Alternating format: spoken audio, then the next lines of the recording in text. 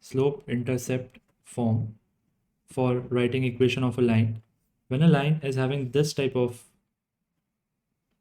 like visually it looks like this. So this is called as intercept, y-intercept.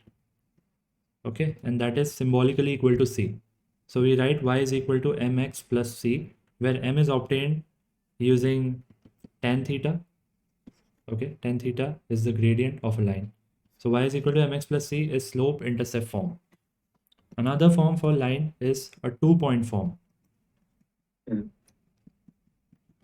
Two-point form. 2-point means if there are x1, y1 and x2, y2 2 points given, then how do we find equation of a line? So step number 1 will be, first we are going to find slope. That will be m is equal to y2 minus y1 over x2 minus x1. And the second thing will be, we will write down the equation like this: y minus y1 is equal to mx minus x1. If you look at this thing, actually this is also the formula of slope. I can even give you a small proof of this formula. Let's say on the line xy is a variable point and x1 y1 is a fixed point.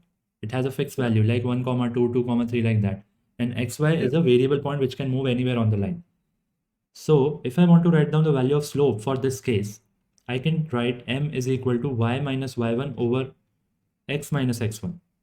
And then if I send x minus x1 on the other side, then I will exactly get this thing. Why this is called as an equation? Because it contains a variable x and y. Okay, so this is an equation of a line in two-point form.